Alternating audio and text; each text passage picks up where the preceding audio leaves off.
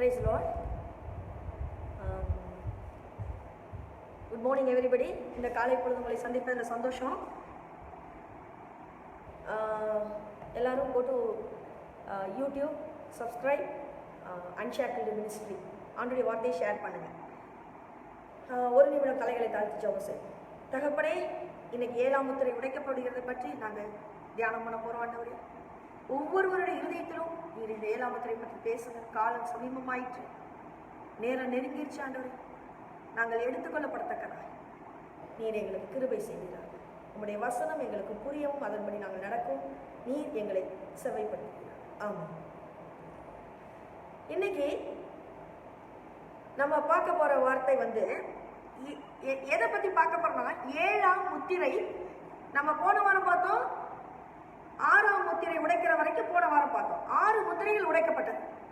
இப்போ பூமியின் அழிவு காலங்கள்ல நம்ம இருக்கிறோம். 6 முத்திரைகள் உடைக்கப்பட்டாச்சு. 7ஆவது முத்திரை உடைக்கப்பட போகிறது. அந்த 7ஆவது முத்திரை எப்படிப்பட்டதா இருக்கிறது அதுதான் இப்ப நம்ம பார்க்க போறோம். வெளிப்படுத்தின விசேஷம் வெளிப்படுத்தின விசேஷம் 7ஆம் அதிகாரமும் 8ஆம் அதிகாரமும் பார்க்க போறோம். நம்ம போன வாரம் 3 அதிகாரம் பார்த்தோம், 4, 5, 6 இல்லையா? இந்த வாரம் 7, 8 பார்க்க போறோம்.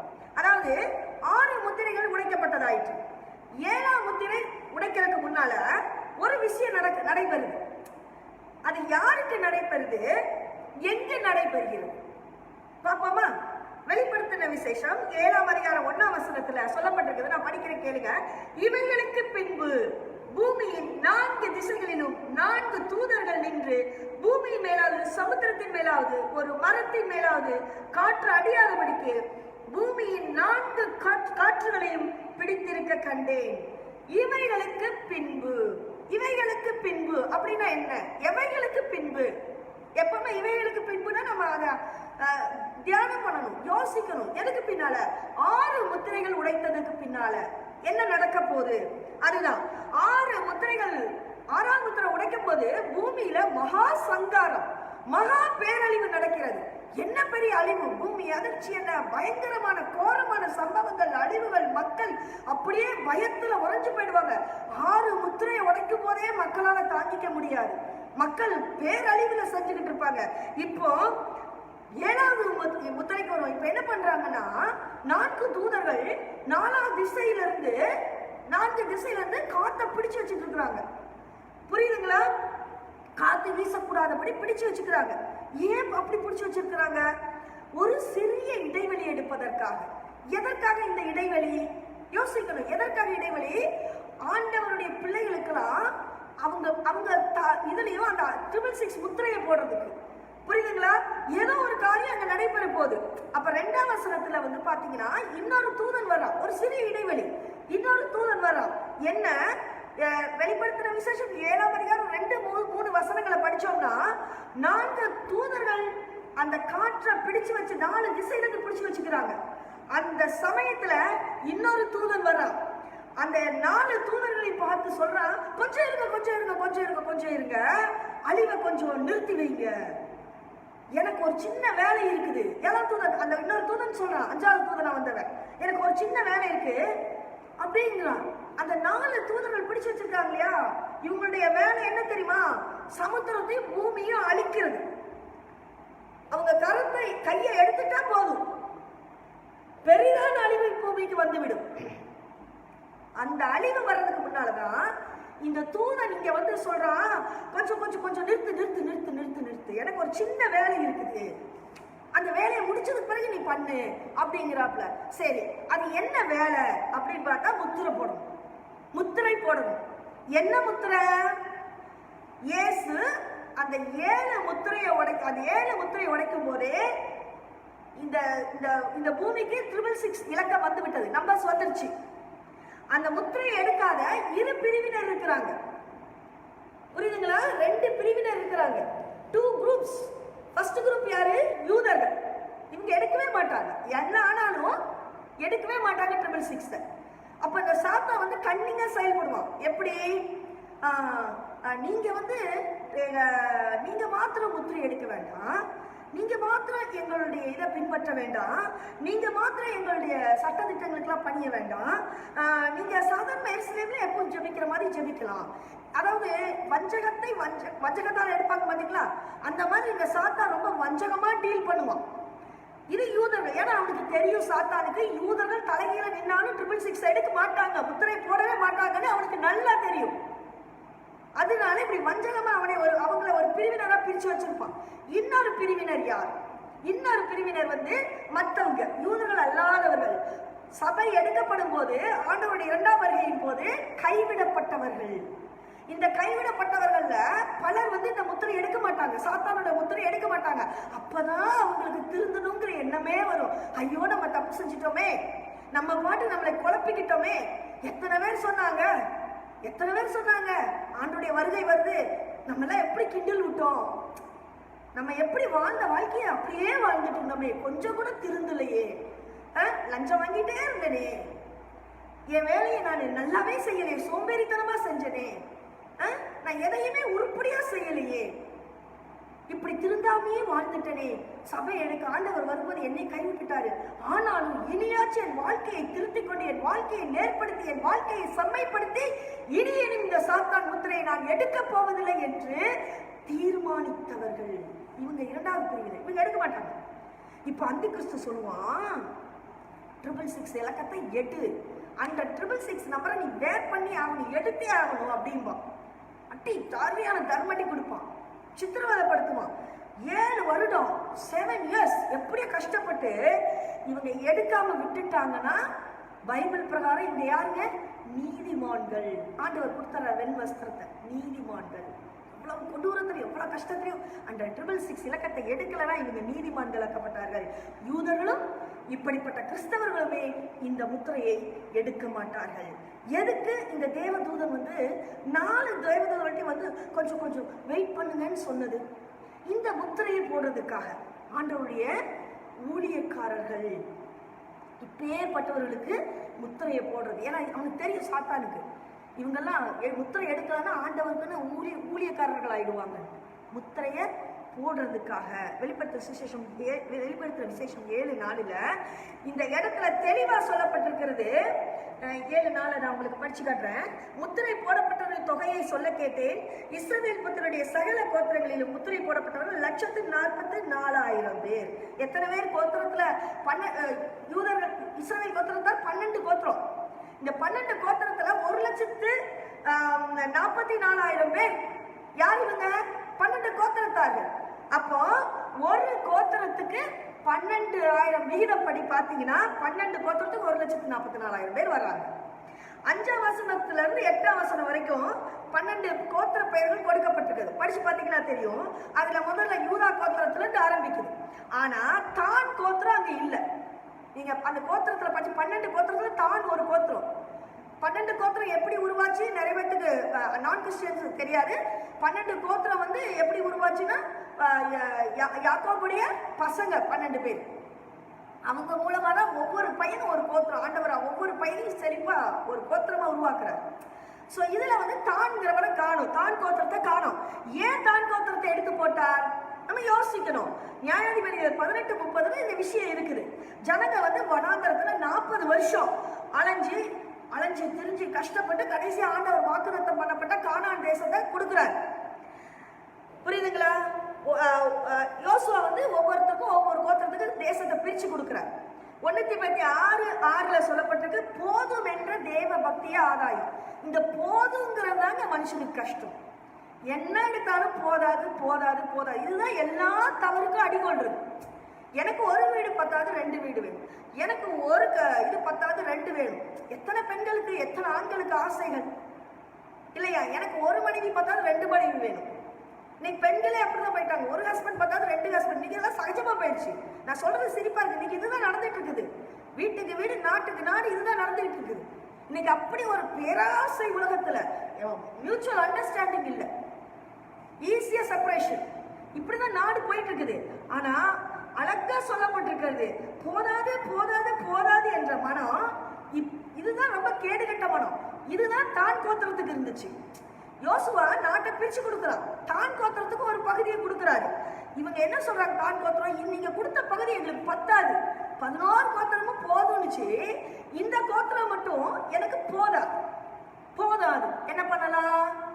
யோசுவா சொல்றாரு, ஆண்டவர் என்ன சொன்னாலும் அதை நான் பிரிச்சு கொடுத்துட்டேன், அவ்வளவுதான் உங்களுக்கு. அப்ப இவங்க ஒரு ஐடியா சொல்றாங்க, என்ன, நாங்க யாரையாவது அடிச்சு பிடிச்சு நாட்டை பிடிக்கவா, அப்படி நாங்க எங்களை டெவலப் பண்ணிக்கவா? இப்ப மனுஷன் அப்படிதான் இருக்கான். சம்பாதிக்கிற 10,000 ரூபாய் சம்பாதிச்சு ஆண்டு என்ன சொல்றாரு, அந்த 10,000க்குள்ள வாழ்க்கையை வாழுங்கிறாரு. நமக்கு 10,000 ரூபாய் பத்தாது. நம்ம என்ன பண்றோம்? கிம்பளம், சம்பளம், மேல சம்பளம், டேபிள் கடியில கிம்பளம், அப்புறம் எவனா இழிச்சவன் கிடைச்சா வாங்கிட்டு அவனுக்கு கடனை கொடுக்காம தப்பிக்கிறது. இப்படியெல்லாம் நம்ம வாழ்க்கையை டெவலப் பண்றோம் பாருங்க. தான் கோத்திரம் இப்படிதான் டெவலப் பண்ணுது. வடக்கே போய் சீரியா, லெபனான், அங்க போய் ஆண்டவர் வாக்குத்தத்தம் பண்ணாத தேசத்துல போய் அவங்கள தாக்கி அந்த பகுதியை பிடிச்சிக்கிறாங்க. சரி, ஆண்டவர் விட்டுட்டா, சரி டெவலப் பண்றான் அப்படின்னு விட்டா. ஆனா இந்த மக்கள் அதோட நிறுத்தல. அடுத்து என்ன பண்றாங்க தெரியுமா? படிச்சு காட்டுற பாருங்க, நியாயாதிபதிகள் 18:30. அப்பொழுது தான் புத்திரர் அந்த சுரூபத்தை தங்களுக்கு ஸ்தாபித்துக் கொண்டார்கள். மனாசே குமாரனாகிய கெர்சோனின் மகன் யோனத்தானும் அவன் குமாரனும் அந்த தேசத்தார் சிறைப்பட்டு போன நாள் மட்டும் தான் கோத்திரத்தார்களுக்கு ஆசாரியர்களாய் இருந்தார்கள். பாத்தீங்களா, இவங்க என்ன பண்றாங்கன்னா, அந்த சுரூபத்தை தங்களுக்கு எந்த தேசத்தை பிடிச்சாங்களோ அந்த தேசத்துல ஒரு தெய்வம்னு இருக்கும், அதை இப்ப வணங்க ஆரம்பிச்சிட்டாங்க. இவங்கள இவ்வளவு வருஷம் 40 வருஷம் வனாந்தரத்துல செழிப்பா நடத்திட்டு வந்த கடவுளை மறந்து எங்க வணங்குறாங்க? சுரூபத்துல விழுந்து கிடக்குறாங்க. இதுதான் ஆண்டவர் இந்த கோத்திரத்தையே எடுத்துட்டார். புரியுதுங்களா? கோத்திரத்தையே எடுத்துட்டார். நம்மளும் அப்படிதான். நம்ம வேலை பிசியில இன்னைக்கு நிறைய பேரு ஆண்டவரையே மறந்துட்டு போறோம். ஆண்டவரையே மறந்தா நீங்க கோத்திரத்திலேயே இருக்க மாட்டீங்க, மனித குலத்திலேயே இருக்க மாட்டீங்க. யோசிச்சுக்கோங்க. நீங்க ஆண்டவரை மறந்தால் ஒன்றும் இல்லை. யோசுவாவின் காலம் முடிவடைந்தவுடன் தான் கோத்திரத்தார் சிலை வழிபாட்டுக்குள் போனார்கள். ஆண்டவர் சொல்லி சொல்லி பார்த்தாரு. ஆண்டவர் சும்மா இல்ல, தான் செலக்ட் பண்ண பிள்ளைங்கிட்ட சொல்லி பார்ப்பாரு. சாலமன்டி சொல்லி தான் பார்த்தாரு. டேய் வேண்டாம்டா உனக்கு தன மனைவி, டேய் வேண்டாம்டா எல்லாம் ஆண்டு சொல்றாரு. யாருக்கு சொல்லல? தாவீது தப்பு பண்ணும்போது வேண்டாம்டா இன்னொருத்த மனைவி சொல்றாரு. நம்ம கேட்கணும்ல, நம்ம பாத்துக்கலாம், இது ஒண்ணும் தப்பு இல்லை, எமர்ஜென்சி, அப்படி நம்ம அப்படி பாக்குறோம். இப்படிதான் ஆண்டவர் தான் கோத்திரம் சொல்லி பார்க்கிறாரு. செவியே சாய்க்க மாட்டாங்க பாருங்க. ஆகவே வெளிப்படுத்தின விசேஷத்துல தான் கோத்திரத்திற்கு இடமில்லாமற் போனது. அப்படியானா இங்க எப்படி? அப்ப இங்க ஆனா இங்க எண்ணி பாத்தீங்கன்னா 12 கோத்திரம் வருது. எப்படி 12 கோத்திரம் வருது? 6ஆம் வசனத்துல மனாசே கோத்திரம் என்று இருக்கிறது. மனாசே இது புது கோத்திரம்.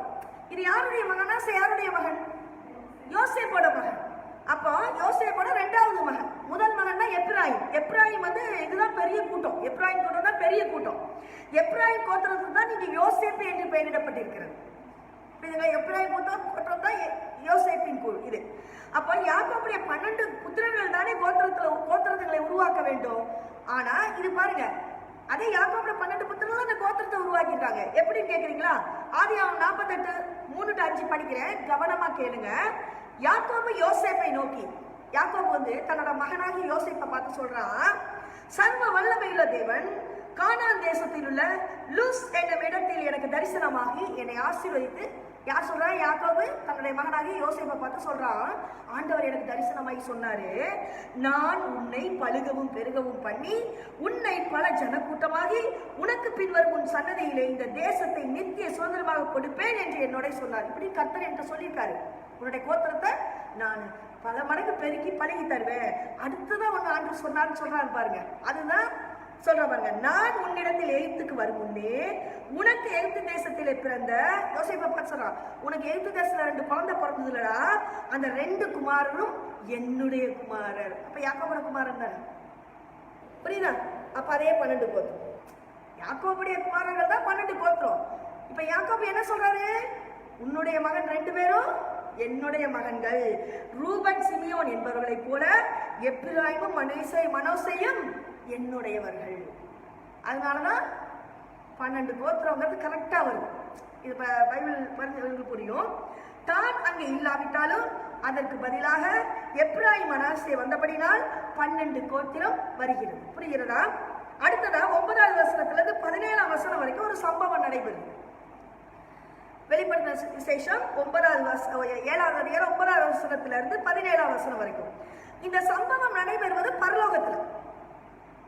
பரலோகத்துல வச்சுக்கோங்க, பரலோகத்துல சிங்காசனத்துக்கு முன்பாக சில ஜனங்கள் வர்றாங்க, ஆண்டவரை துதிக்க தொடங்குறாங்க. பயங்கரமான ஒரு துதி சத்தம் கேட்குது. ஆனா இதே வெளிப்படுத்துற விசேஷம் 4-5 அதிகாரத்துல சிங்காசனத்துக்கு முன்னால யோவான் பாக்குறான் இல்லையா, அப்ப இந்த கூட்டம் இல்ல. 4-5 அதிகாரத்துல இந்த கூட்டம் இல்ல. சிங்காசனத்துக்கு முன்னால இவங்க இருக்கலாம், ஆனா இப்ப இருக்கிறாங்க. எப்படி?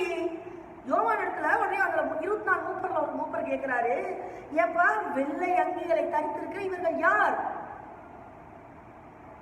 எங்கே இருந்து வந்தாங்க? தெரியாத மாதிரி கேட்கிறார் யோவான் கிட்ட. அதுக்கு யோவான் சொன்னா, ஆண்டவரே அது உமக்கே தெரியும். யூ நோ சார், உமக்கு தெரியும்.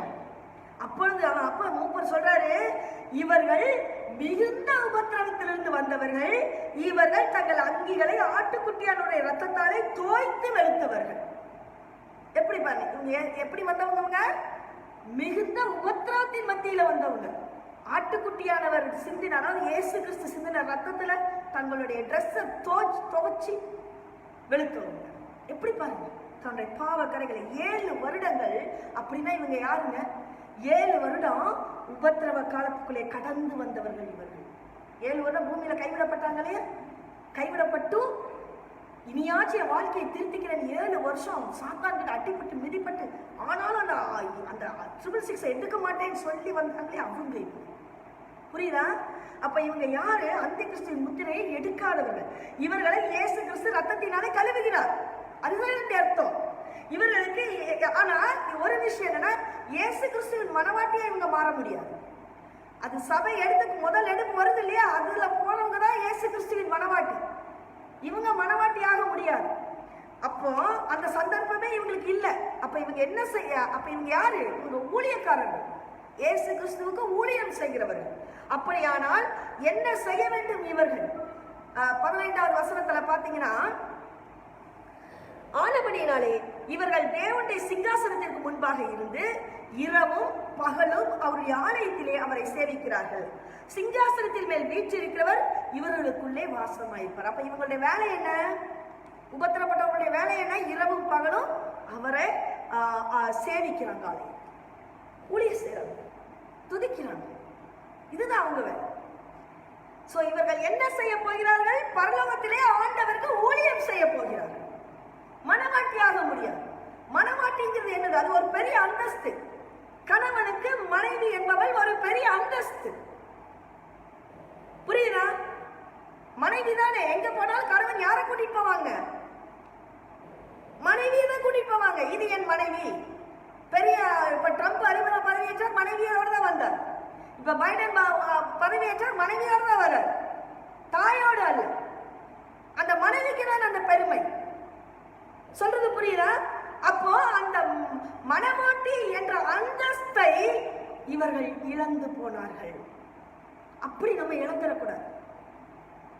முதல் சபை எடுக்கப்படுவதற்கு நம் வாழ்க்கையை நாம் தயார்படுத்திக் கொள்ள வேண்டும். புரியுதுங்களா? அப்போ 16-17 படிச்சு காட்டுற, இவர்கள் இனி பசி அடைவதும் இல்லை, இனி தாகம் அடைவதும் இல்லை, வெயிலாவது உஷ்ணமாக இவர்கள் மேல் படுவதும் இல்லை. சிங்காசனத்தின் மத்தியில் இருக்கிற ஆட்டுக்குட்டியானவரை இவர்களை மேய்த்து இவர்களை ஜீவ தண்ணீர் உள்ள ஊற்றொன்றைக்கு நடத்துவார். தேவன் தாமே இவர்களுடைய கண்ணீர் யாவையும் துடைப்பார் என்றார். அப்ப இந்த உபத்திரவத்துல போனவங்களுடைய கண்ணீரை யார் துடைக்கிறார்? ஆண்டவர். அட பரலோகத்துல போய் அவங்க கண்ணீர் விடுறாங்களா? யோசிச்சு பாருங்க, கண்ணீரை எதுக்கு ஆண்டவர் அங்க பரலோகத்துல போய்? பரலோகமே போயாச்சும் ஒரு சந்தோஷமான விஷயம். ஏன் கண்ணீரை ஆண்டவர் துடைக்கணும்? விஷயம் இருக்கு.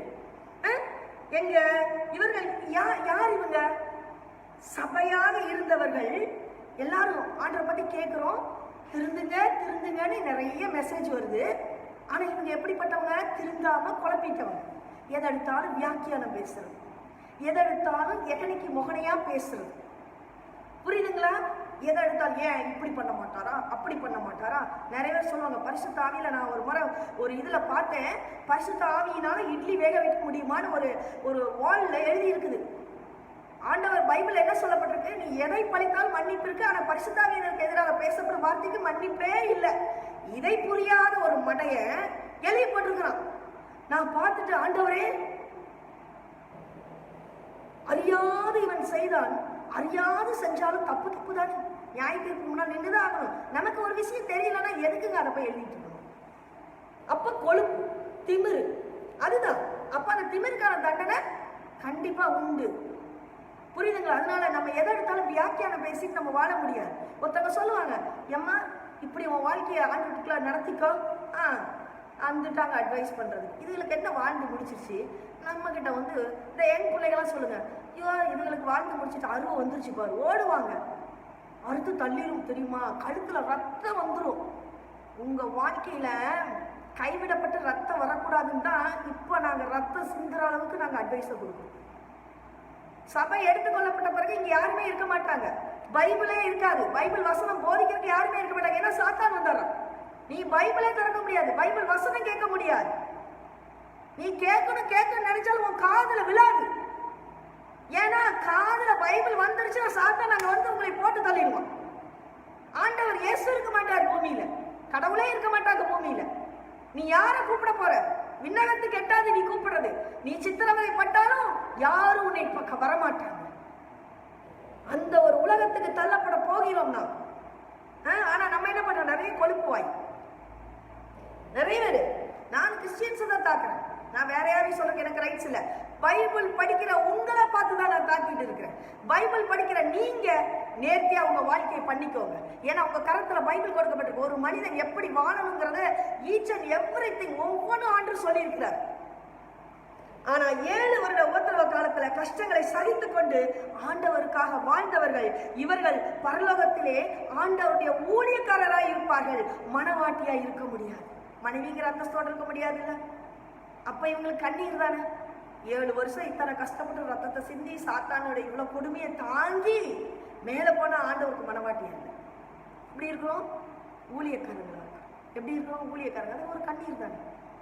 இவ்வளவு கஷ்டப்பட்டாலும் பார்த்துக்கோங்க. இதுதான். ஆகையால் அந்த கண்ணீர் இருக்கத்தானே செய்யும். ஆண்டவர் சொல்லுகிறார், இங்கே கண்ணீரை துடைப்பேன் என்று சொல்லுகிறார். இப்ப புரியுதா ஏன் கண்ணீர் வருது உங்களுக்கு?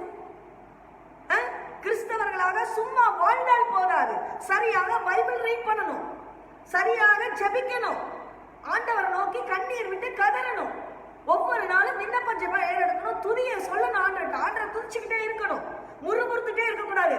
ஆலயம் ஒழுங்கா வரணும். ஓய்வு நாள் பரிசுத்த நாளை ஆசரிப்பாயாக. ஓய்வு நாள்ல சும்மா வாயில வந்தபடியெல்லாம் பேசிட்டு இருக்காது, பைபிள்ல கிளியரா இருக்கு. சும்மா வெட்டி வாசியெல்லாம் பேசிட்டு இருக்காது, என்னை பற்றி பேசு, என்னோட ஆலயத்துக்கு முக்கியத்துவம் கொடு. எத்தனை பேரு ஆலயத்திலேயே முதல்ல ஆலயத்திலேயே நடக்கிறது இல்ல. ஆலயத்திலேயே வந்து நம்ம என்ன பண்றோம்?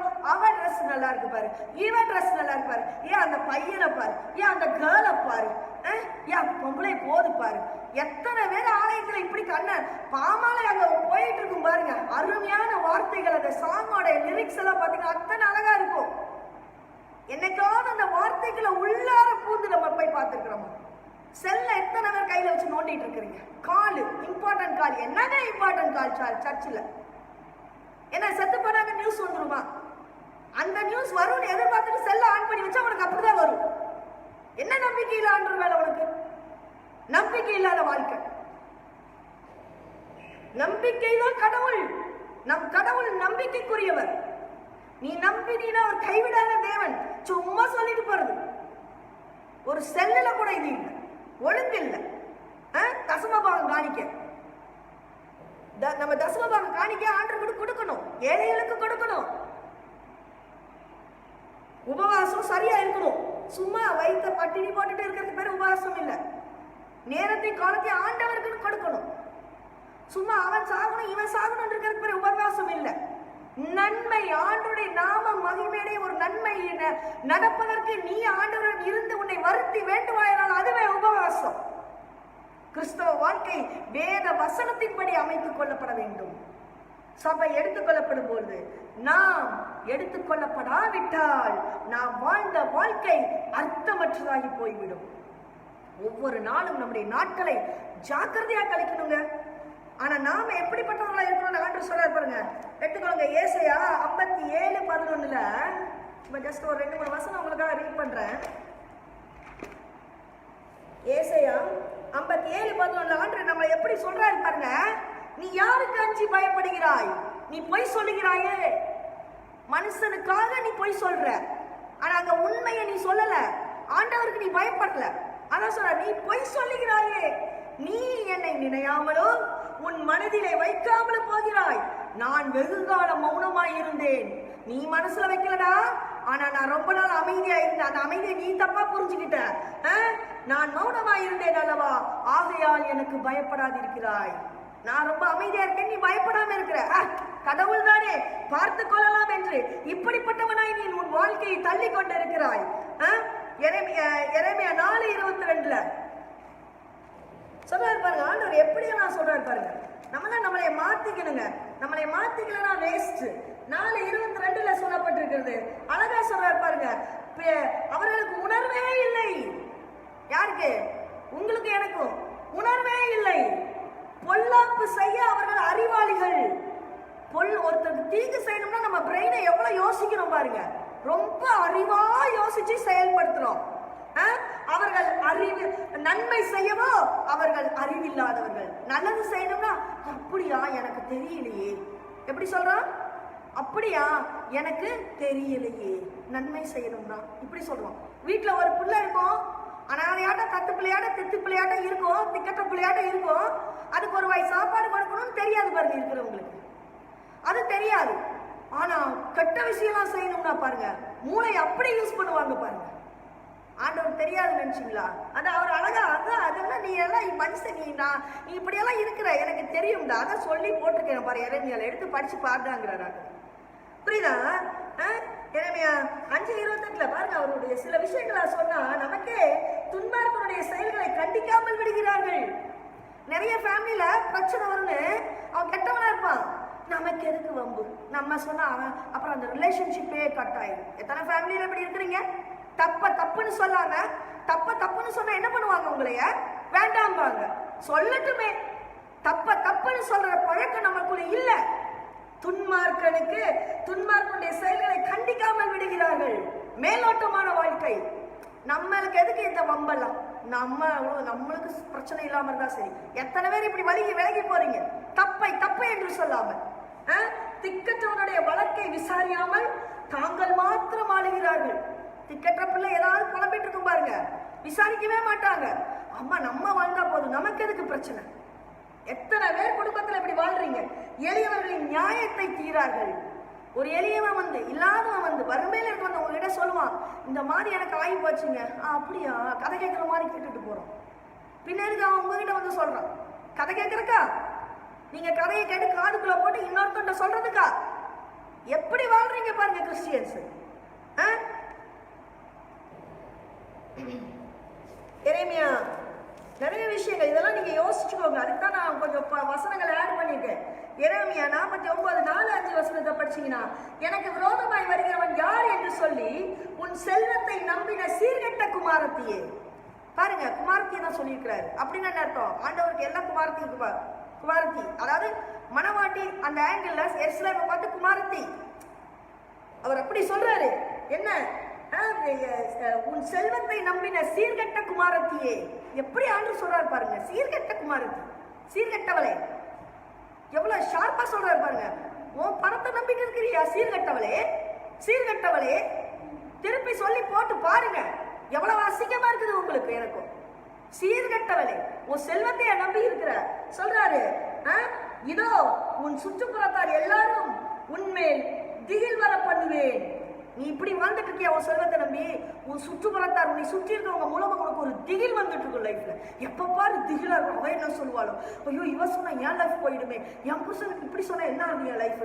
ஒரு திகில் உன்னை சுற்றி எப்பொழுதும் ஒரு திகிலை வர பண்ணுவேன்கிறார் ஆண்டவர். எப்படி பாருங்க, இப்படி எல்லாம் வசனத்தை நான் கொடுக்கிறாரு ஆண்டவரு. நம்ம எப்படிப்பட்ட ஆளு தெரியுமா? பார்த்துக்கலாம். திகில் வந்தா பார்த்துக்கலாம். நமக்கு சேம திமிரு மனுஷனுக்கு, கொஞ்சம் திமிரு இல்ல, சேம திமிரு நமக்கெல்லாம் இருக்கிற லொல்லுத்தனம். அதான் சொல்ற ஆண்டு. ஆனா அவர் சொல்றத சொல்லிட்டாரு. அடிக்கும் போது திகில் வரும்போதும் நான் வந்தா பாத்துக்கிறேன் பாருங்க. வந்த உடனே ஐயோ ஆண்டவரே நீர் இருக்கிறீரா, நான் நல்லது செய்தேன், எனக்கு என்ன கிடைத்தது? என்ன நல்லது செஞ்சா? என்ன செஞ்ச? யோபு சொல்றாரு, திக்கற்ற பிள்ளையை விசாரித்தேன், விதவையை விசாரித்தேன், ஒருத்தன் ஒருத்தன் எளியவன் ஒருவன் குரல் கொடுத்தால் நான் ஓடி போனேன். நான் எல்லாரையும் மதித்து நடத்தினேன். துன்மார்க்கன் என்று பல்ல உடைச்சு அவன் எதிரில் ஒட்டி இருந்த அந்த இதை கூட புடுக்கி அவன் கொடுத்தேன். நீ அவனுடைய இதை தின்னுட்டியாடான்னு புடுக்கி கொடுத்தேங்கிற. நீங்க எத்தனை பேர் இருக்கீங்க அப்படி? ஆமாஞ்சாமி தலையாட்டு. நமக்கு எதுக்கு வம்பு? இந்த கூட்டம் தான் அதிகம் இருக்குது இன்னைக்கு, ஃபேமிலிக்குள்ளேயும் சரி வெளியும் சரி. இந்த கூட்டம் தான் தப்பு செஞ்சாங்க, தப்பு தான். அப்படி தப்புன்னு சொன்னவங்களும் உலகம் ஒதுக்கி வச்சிருக்கு, அது வேற விஷயம். புரியுதா? சண்டைக்காரின்னு சொல்லிடுது. ஐயோ அந்த அம்மாட்ட பேச முடியாதுப்பா, ஏதோ இருக்காலும் சண்டை போடும். தப்புன்னு சொன்னா இன்னைக்கு உலகம் இப்படிதான் சொல்லிட்டு இருக்குது. ஆண்டவர் சொல்லுகிறார், சீரட்ட குமாரத்தி மனம் திரும்பும். அப்பதான் சபை எடுத்துக்கொள்ள முடியும். போகும்போது நம்ம எடுத்துக்கொள்ள முடியும். வெளிப்படுத்தின விசேஷம் 8வது அதிகாரத்துக்குள்ள போறோம். 8வது அதிகாரத்துல பாருங்க, 7ஆம் முத்திரை உடைக்கப்பட்டது. 7ஆம் முத்திரை உடைக்கப்படுது. அரை மணி நேரம் அமைதல் உண்டாயிடுச்சு. 7ஆம் முத்திரை உடைச்சோன்னு என்ன ஆகுது? அரை மணி நேரம் அமைதல். அதாவது பரலோகத்துல கால நேரம் கிடையாது. நான் எப்பவே சொல்லியிருக்கிறேன், அங்க இரவு கிடையாது. என்ன நேரமோ அது வெளிச்சமா இருக்கும். ஏன்னா சூரியனோட வெளிச்சமா இல்ல, அது ஆண்டவருடைய வெளிச்சம், அவருடைய பிரசன்னம் நிரம்பி இருக்கிற வெளிச்சம். ஆனா அரை மணி நேரம் என்பது எப்படி கூறப்படுகிறது? 33 வருடங்கள் இயேசு இந்த பூமியிலே மனுஷகுமாரனாய் வலம் வந்தார். 7 வருடங்கள் உபத்திரவ நாட்கள். 7 வருடம் என்னது? உபத்திரவ காலம். அப்ப 33 + 7 என்ன? 40 வயசு. ஒரு யூத குமாரன் 40 வயசுலதான் கல்யாணம் பண்ணிப்பான். யூதர்களுக்கு கல்யாண வயசு என்ன? 40 வயசு. நம்மள மாதிரி 20 வயசு, 18 வயசு, 16 வயசு, 22 வயசு எப்ப வேணாலும் கல்யாணம் பண்ணிக்கலாங்கிறது இல்ல. யூதனுடைய கல்யாண வயது 40. ஒவ்வொரு யூதனும் தனது 40வது வயதில் தான் மனவாட்டியை தேடுவான். அப்படிதான் ஆண்டவர் தன்னுடைய 33 வருடங்கள் மனுஷகுமாரனாய் பூமியிலே பிறந்து எடுத்துக்கொள்ளப்பட்டு 7 வருடங்கள் கணக்கிடப்பட்டு 7 வருடம் ஆட் பண்ணப்படும்போது 40 வயது. 33 + 7 40 வயது. இப்பொழுது அவருக்கு திருமண வயது. இது தெரியாதவங்க தயவு செய்து தப்பா எடுத்துக்காதீங்க. புரியுதுங்களா? கிறிஸ்டியன்ஸ்க்கு மட்டும்தான் இது புரியும். 40 வயதிலே அவர் தன் சபையாகிய மனவாட்டியை எடுத்துக்கொள்ள வருகிறார். அதுதான் அது. புரியுதுங்களா? அப்போ 7வது முத்திரை உடைக்கும் போது ஒரு பெரிய அமைதி. அப்படியானால் அந்த அமைதிக்கு முன்னால சத்தம் இருந்திருக்கு பரலோகத்துல. அது என்ன சத்தம்? தூதரின் துதி சத்தம். புரியுதுங்களா? 7ஆம் முத்திரை மற்ற 6ஆம் முத்திரை நின்று வேறுபட்டது, பயங்கரமானது. 6 முத்திரை தாங்க முடியல. இப்ப 7ஆம் முத்திரை பாருங்க. வெளிப்படுத்தின விசேஷம் 8ஆம் அதிகாரம் 2ஆம் வசனத்துல தேவதூதர்கள் 7 பேர் நிக்கிறாங்க. நல்லா புரிஞ்சுக்கோங்க, 7 பேர் நிக்கிறாங்க.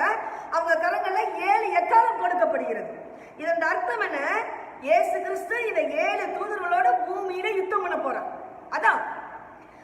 அப்போ ஒன்றன் பின் ஒன்றாக எக்கால தொனி ஒலிக்கப்படும் போது பூமிக்கு என்ன நடைபெற போகிறது என்பதை பார்க்க போகிறோம். இப்போ புரியுதா? 7 தேவதூதர்கள் இப்ப ஊதுவதற்கு தயார் நிலையில இருக்கிறாங்க. இன்னொரு தூதன் வர 7 தூதன் போக இன்னொரு தூதன் ஓடி வரும். வெளிப்படுத்தின விசேஷம் 8ஆம் அதிகாரம் 3, 4, 5வது வசனத்துல இந்த தூதனுடைய கரத்துல பாருங்க ஒரு பாத்திரம் இருக்குது. படிச்சு பாத்தீங்கன்னா தெரியும், ஒரு பாத்திரம் இருக்குது. பாத்திரம். இந்த பாத்திரம் என்ன தெரியுமா?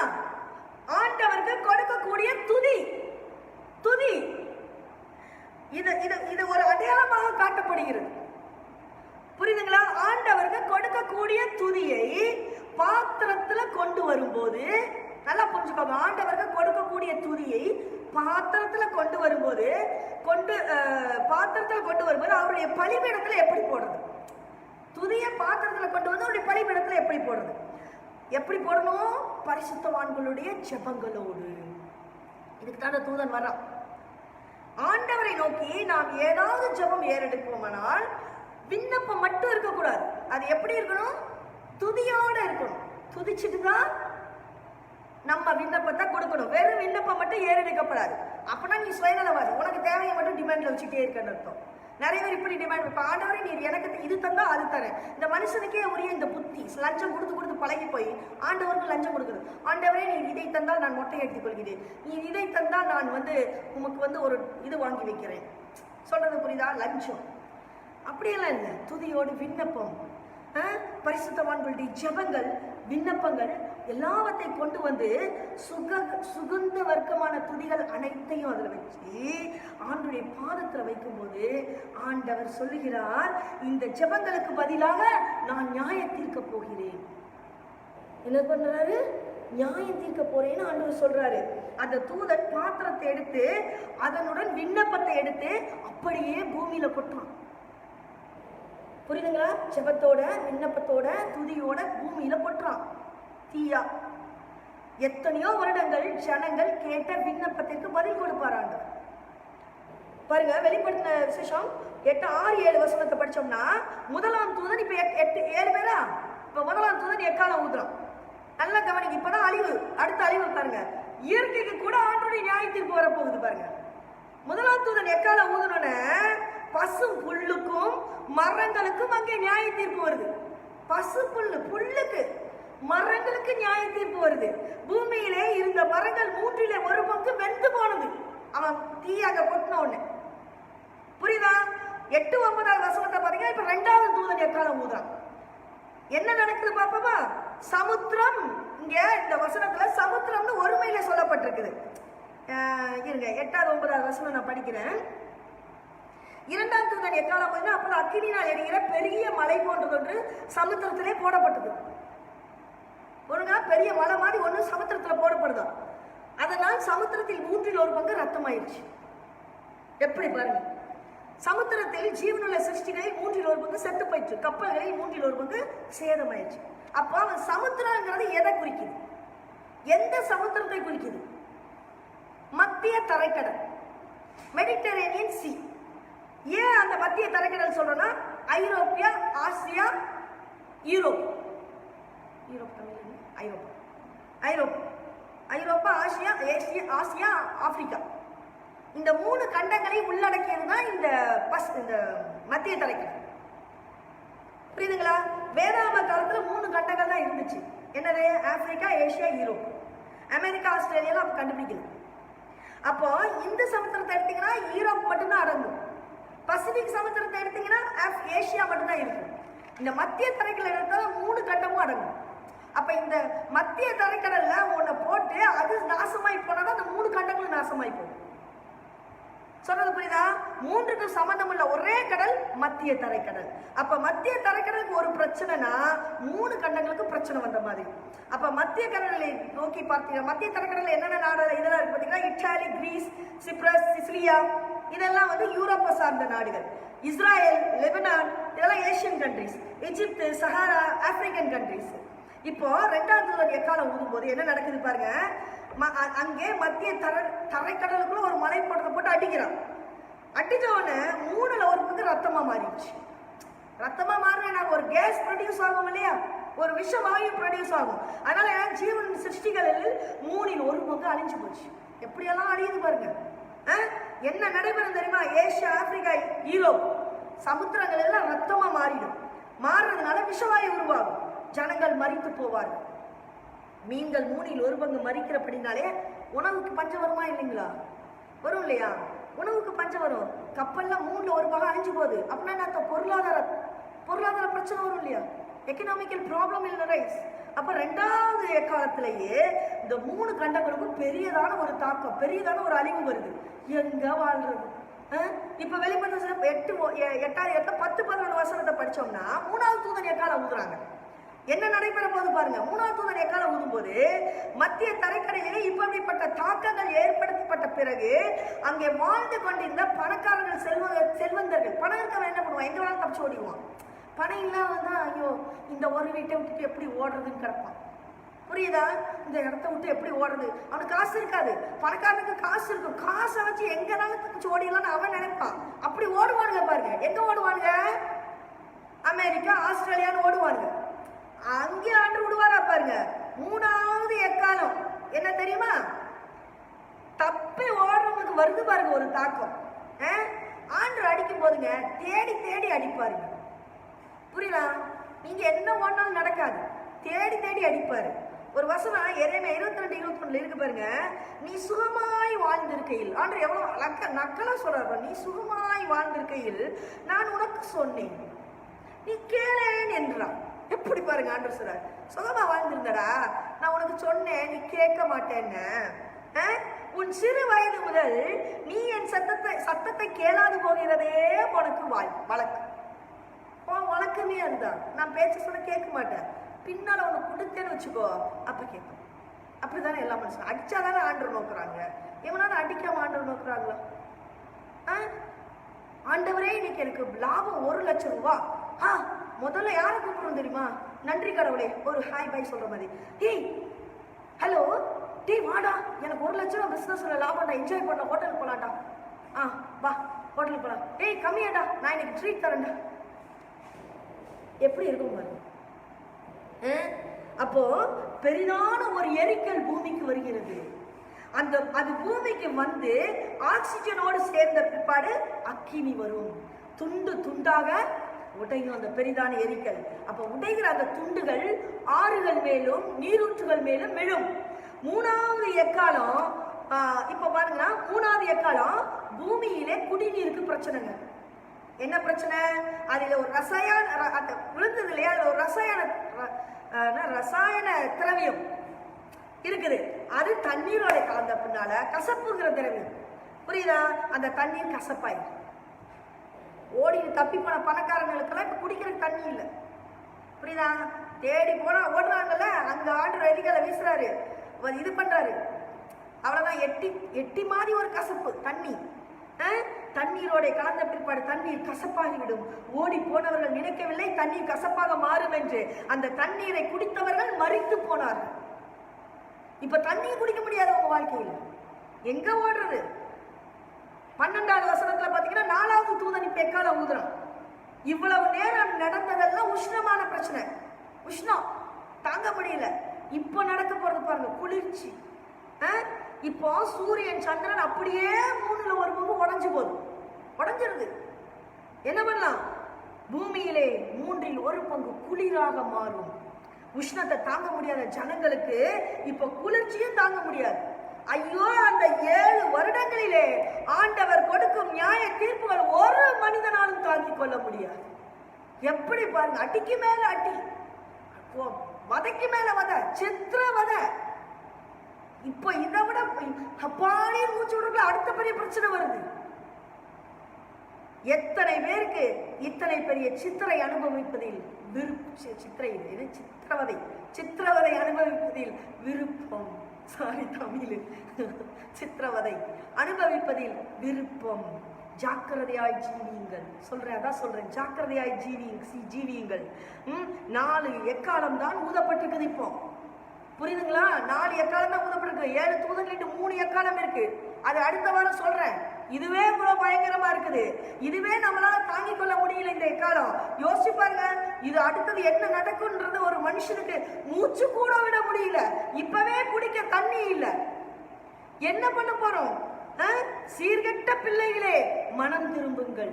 ஆண்டவர் அடிக்கடி சொல்ற வார்த்தை இதுதான், சீர்கெட்ட பிள்ளைகளே. எப்படி சொல்றாரு பாருங்க, மனம் திரும்புங்கள்.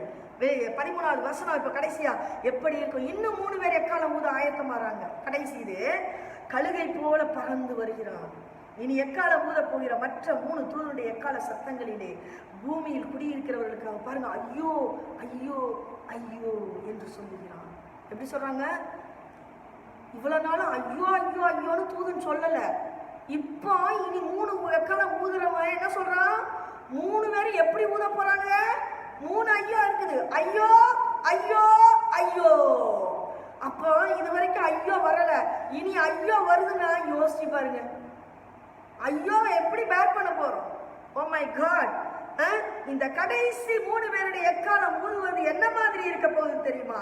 அந்த முதல் 4 பேர் ஊதுற மாதிரி இருக்காது, அதை விட கொடூரமான முறையிலே இருக்கும். ஐயோ ஐயோ ஐயோ என்று கதறுகிற அளவுக்கு நம்மை கொண்டு போய் விடுவார்கள். ஆகாதான் சொல்றேன், சபை எடுத்துக்கொள்ளப்படும் பொழுது நாம் எடுத்துக்கொள்ள வேண்டும். எனக்கு அருமையானவர்களே, உங்கள் பெற்றவர்களே, முதல்ல பெற்றவங்களை தான் நான் சொல்றேன், உங்க பிள்ளைகளை தயார் செய்து கொள்ளுங்கள். நமது காலம் முடிந்து விட போகிறது. ஆனால் நம் பிள்ளைகள் இந்த பூமியிலே அந்த வதைகளை அனுபவிக்காமல் போவதில்லை. ஆனால் சபை எடுக்கப்படுவதற்கு முன்னே நமது பிள்ளைகளும் அதோடு எடுத்துக்கொள்ளப்பட வேண்டும். ஒரு ஜெனரேஷனை விட்டுறாதீங்க. ஒரு ஜெனரேஷன் அழிகிறதுக்கு பெற்றவர்களை நீங்கள் காரணமாகி விடாதீர்கள். ஏதோ எல்லாரும் பொத்தாங்க வளர்த்தாங்க நம்மளும் பெத்தோம் வளர்த்தோன்னு இருக்காம உங்கள் பிள்ளைகளை உட்கார்ந்து பேசி பைபிள் வசனத்தை திரியுங்கள். மகனே, இப்படி நடந்தால் சபை எடுத்துக்கொள்ளப்படும் போது நீ எடுத்துக்கொள்ளப்படுவாய், இல்லையே கைவிடப்படுவாய். 7 எக்கால போதும் வந்து நீ மாட்டிக்கொள்வாய் மகனே. நீ மனமாட்டியே ஆக முடியாது மகனே. சொல்லி வளங்க. ஒரு பிள்ளையை எப்படி பைபிள் படி வாழணும் வளங்க. எரேமியா 6:10 அவர் சொல்றாரு பாருங்க, அவர்கள் கேட்கும்படி நான் யாரோட பேசி எச்சரிப்பேன், அவர்களுடைய செவி விருத்த சேதனம் இல்லாது. ஆண்டவர் சொல்றாரு, உன் செவி விருத்த சேதனம் இல்லடா, நான் என்ன சொன்னாலும் உன் காதுக்குள்ள போறது இல்லப்பா. சொல்றாரு பாருங்க, அவர்கள் கேட்க மாட்டார்கள். கர்த்தருடைய வசனம் அவர்களுக்கு நிந்தையா இருக்கிறது. இந்த பையன்கிட்ட போய் ஆண்டுடைய வசனத்தை சொன்ன இதுக்கு வேலையில நேரமும் பைபிள் பைபிள் பைபிள் பைபிள். ஒரு வாலிப பையன்கிட்ட சொன்னா ஐயோ பைபிள் படிக்க வந்துடுறாங்க, இப்படி திரும்பிக்கிறாங்க. பைபிள் வார்த்தையை நீங்க சொல்ல முடியல. அந்த ஒரு காலகட்டத்தில் வரும், அதன் மேல் அவர்களுக்கு விருப்பம் இல்லை. ஆண்டவர் சொல்றாரு பாருங்க, விருப்பம் இல்லை. என் பைபிள் வசனம் என் வசனத்தை கேட்கறதுக்கு பிள்ளைகளுக்கு விருப்பம் இல்லை. விரும்பாத பிள்ளைகளை வைத்திருக்கிற பெற்றோரே காரணம் நீங்கள் தான். பிள்ளைகளுக்கு அதை சொல்லிக் கொடுக்க நீங்கள் மறந்து போனதுனால்தான். உங்கள் வேலைகளிலே பிஸி, உங்கள் உங்கள் உங்கள் உறவினர்களே நீங்கள் பிஸி, எல்லாவற்றிலும் பிஸி. பிள்ளையை மறந்து போனீர்களே, பிள்ளைக்கு வேதத்தை போதிக்க மறந்து போனீர்களே, வேதம் என்ன சொல்கிறது என்றதை கற்றுக் கொடுக்க மறந்து போனீர்களே. ஆகையால் தான் பிள்ளைகள் இப்படி அழிவை நோக்கி போய் கொண்டிருக்கிறார்கள். எரேமியா 7:56 நான் சில வசனங்களை மட்டும் சொல்லிட்டு முடிச்சிடுறேன். 7:56 அழகா 7:5 பாருங்க, நீங்கள் உங்கள் வழிகளையும் உங்கள் கிரியைகளையும் நன்றாய் சீர்படுத்தி நீங்கள் மனுஷனுக்கும் உள்ள வழக்கை நியாயமாய் தீர்த்து பரதேசியும் திக்கற்றவனின் விதவையும் ஒடுக்காமலும் குற்றமில்லாத ரத்தத்தை இந்த ஸ்தலத்திலே சிந்தாமல் உங்களுக்கு கேடுண்டான அந்நிய தேவர்களை பின்பற்றாமல் இருப்பீர்களே. ஆனால் அப்பொழுது நான் உங்கள் பிதாக்களுக்கு கொடுத்த தேசமாகிய இந்த ஸ்தலத்தை உங்களுக்கு சதாகாலம். இந்த வசனத்தை உங்க பிள்ளைகிட்ட சொல்லுங்க. ஆண்டவர், நீ நன்மையான ஆண்டவர் சொன்ன வழியில நீ நடந்தீனா நீ எப்பவும் சமாதானமா இருப்ப, எப்பவும் சமாதானமாய் இருப்ப. எத்தனை பேர் சொல்லி வளர்க்கிறோம். 8:6 எரேமியா பார்த்தீங்கன்னா ஆண்டவர் சொல்றாரு, நான் கவனித்து கேட்டேன், அவர்கள் யதார்த்தம் பேசவில்லை. ஆண்டவர் பாருங்க எப்படி கேட்காத கடவுளா என்ன, எப்படி கேட்கிறார்? நான் கேட்டேன்னு சொல்லல, எப்படி சொல்றார்? நான் கவனித்து கேட்டேன், அவர்கள் யதார்த்தம் பேசவில்லை. நீங்களா யதார்த்தம் பேசல. என்ன செய்தேன் என்று சொல்லி தன் பொல்லாப்பின் நிமித்தம் மனஸ்தாபப்படுகிறவன் ஒருவனும் இல்லை. குடும்பத்துக்கு கோழி முட்டி வச்சு குடும்பத்தை பிரிச்சியே அதற்காக மனஸ்தாபப்பட்டாயா? இந்த கோழி மூட்டை நம்பி நீ குடும்பத்துல நல்லவங்களை வெறுத்தியே அதற்காக நீ மனஸ்தாபப்பட்டாயா? திக்கற்ற பிள்ளை ஒன்று உன் வீட்டில் இருக்கும்போது ஆதரிக்காமல் போனாயே அதற்காக நீ மனஸ்தாபப்பட்டாயா? தப்பு எது சரி என்று சொல்லக்கூடாத ஒரு கோழை கணத்தில் வாழ்ந்தாயே அதற்காக நீ மனஸ்தாபப்பட்டாயா? அடுத்தவர்கள் எல்லாம் கோழி முட்டைகள் நன்றாய் வாழ்கிறார்கள், கடவுள் இல்லை என்று சொன்னாயே அதற்காக மனஸ்தாபப்பட்டாயா? அவர்கள் முடிவு எப்படி இருக்கும் என்பதை உன் கண்கள் காணும் வரை உன்னால் காத்திருக்க முடியவில்லையே அதற்காக மனஸ்தாபப்பட்டாயா? ஆண்டவர் கேட்கிறார் உங்களை பார்த்து, எதற்காக நீ மனஸ்தாபப்பட்டாய்? மனஸ்தாபப்படுவதற்கு ஒருவனும் இல்லை. யுத்தத்துக்குள் பாய்கிற குதிரையை போல அவரவர்கள் வேகமாய் ஓடி போனார்கள். இன்னைக்கு வாழ்க்கையில எல்லாம் வேகமா ஓடி போறோம். அடுத்தவங்க நல்லது கெட்டது கவனிக்க டைம் இல்ல, தாம் பிள்ளையை பார்க்கறதுக்கு நேரம் இல்ல, ஆலயம் செல்ல நேரம் இல்லை, பிஸி. ஆண்டவர் அருமையா அப்படி சொல்றார். எனக்கு அருமையானவர், ஆண்டவருடைய வார்த்தையை தயவு செய்து கேளுங்க. அவர்கள் நாவு பாருங்க, அவன் தன் அயலானோடு தன் வாயினாலே சமாதானமாய் பேசுறான். இதுவும் நம்ம செய்யற தவறுகள்ல ஒண்ணு. தன் வாயினால சமாதானமா பேசுறான், தன் உள்ளத்திலே அவனுக்கு பதிவிடை வைக்கிறான். இதை நான் அடிக்கடி சொல்லுவேன், நீங்க ரொம்ப நல்லவங்க, உங்களை எனக்கு ரொம்ப பிடிக்கும். நாயே மனசு இப்படி பேசுது, நாயே நீ அப்படிப்பட்டவன் எனக்கு தானடா தெரியும், ராஸ்கல் நீ அழிஞ்சு போறதை என் கண்ணு பாக்குண்டா. எப்படி பேசுறீங்க பாருங்க, டபுள் ஆக்ட் போட்டு. வாயில ஒண்ணு மனசுக்குள்ள ஒண்ணு. ஐயோ நீ புள்ள மாதிரிமா. நான் சொன்ன பாரு, இந்த குண்டு கத்திரிக்காய் என் பிள்ளையா? எத்தனை பேர் இப்படி பேசிட்டு இருக்கிறீங்க? வா விருந்தாளி வந்தா வாங்க வாங்க வாங்க, நீ இதை சாப்பிடுமா அதை சாப்பிடுமா, திங்குதுவாரு எப்படி பண்ணி தின்ன மாதிரி. எத்தனை பேர் இப்படி சொல்லிட்டு இருக்கிறீங்க? சர்ச்சுக்கு வந்தா வாங்க வாங்க வாங்க போதுவாரு, ஆளும் சட்டையும் காலும் வாழும். எத்தனை பேர் இப்படி பேசிட்டு இருக்கிறீங்க? ஆண்டவர் பாருங்க உங்களை பார்த்து சொல்றாரு, இதெல்லாம் நம்ம செய்யக்கூடிய தவறுகள். சாரி 8 அயலானை தன் வாயினால் ஆனாலும் தன் உள்ளத்தில் அவனுக்கு பதிவிட வைக்கிறான். இவைகளின் வித்தம் அவர்களை விசாரியாது இருப்பேனோ?